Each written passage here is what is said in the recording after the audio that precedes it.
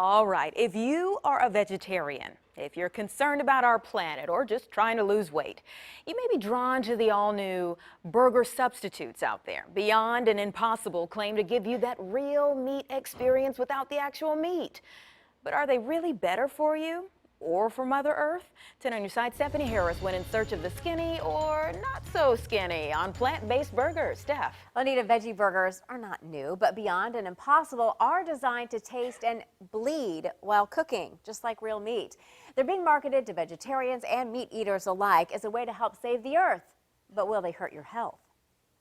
They cook up like real meat, and you can grab one on the go. A Beyond sausage sandwich? Yes, please. At a growing number of fast food restaurants.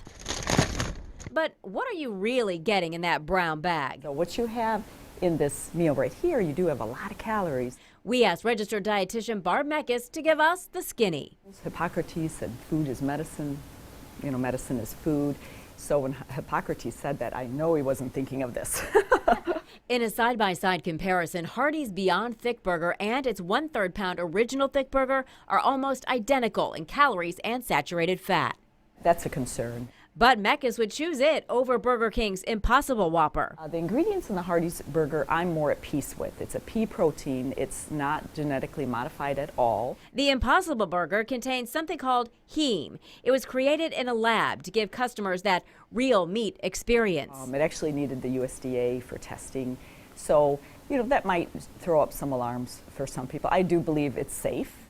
Its main ingredients are soy and potato protein. In fact, both meatless options contain just as much, if not more, protein than the real meat burgers. Impossible Burger also adds vitamins and minerals found in animal proteins like vitamin B12 and zinc. This one, I said, I really wouldn't know between this one and the original. Meckes credits Hardee's with accomplishing their goal of a real meat-like experience, but warns if you're trying to reduce your risk of cancer, heart disease, diabetes, or if you're trying to lose weight, these meals won't work. Fast food is fast food, and that's vegan fast food. These meat alternatives have almost a full day's worth of sodium and are high in both carbohydrates and saturated fat.